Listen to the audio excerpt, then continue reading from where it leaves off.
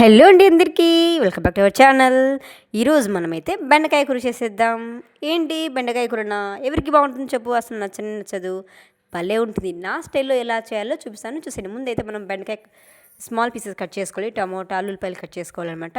ఇంకా stove on చేసి కడాయిలో కొంచెం ఆయిల్ వేసి ఇంకా ఆవాలు కరివేపాకు ఇవన్నీ వేసిన తర్వాత బెండకాయ అయితే వేపుకోవాలన్నమాట. బెండకాయ బంక సాగుతుంది కదా, అది సాగేంత బ్రౌన్ కలర్ వచ్చేంత వరకు వేపుకోవాలన్నమాట. బెండకాయ బాగుంటుంది. బెండకాయ ఫ్రై కూడా చేసుకోవచ్చు, చాలా బాగుంటుంది. ఇంకా పప్పులో కూడా మనం కలుపుకొని తింటే బెండకాయ ఫ్రై అయితే సూపర్గా ఉంటుంది అనమాట. ఇంకా బెండకాయ అయితే బ్రౌన్ కలర్లోకి అయితే వచ్చేస్తుంది అనమాట. బెండకాయ బ్రౌన్ వచ్చేసాక ఇంకా ఆ తర్వాత మనం చిన్న చిన్న పీసెస్ కట్ చేసుకున్నాం కదా, ఉల్లిపాయలు టమోటాలు అయితే ఇందులోకి వేసి అయితే మనం బాగా వేయించుకోవాలి. బాగా వేయించుకుంటూనే మనకి బెండకాయ అనేది చాలా బాగుంటుంది.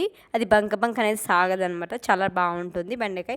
ఇంక ఇవి ఇంత కాసేపు మగ్గిన తర్వాత మనమైతే ఉప్పు కారం నీళ్ళు చింతపండు రసం అట్లా వేసుకుంటే ఇంకా బెండకాయ కూర అయితే రెడీ అయిపోతుంది అనమాట. ఇంక దాన్ని అయితే మనం కలుపుకోవాలి, కాసేపు వేగించుకుంటే బెండకాయ కూర అయితే రెడీ అయిపోతుంది. ఈ వీడియోస్ లైక్ షేర్ సబ్స్క్రైబ్.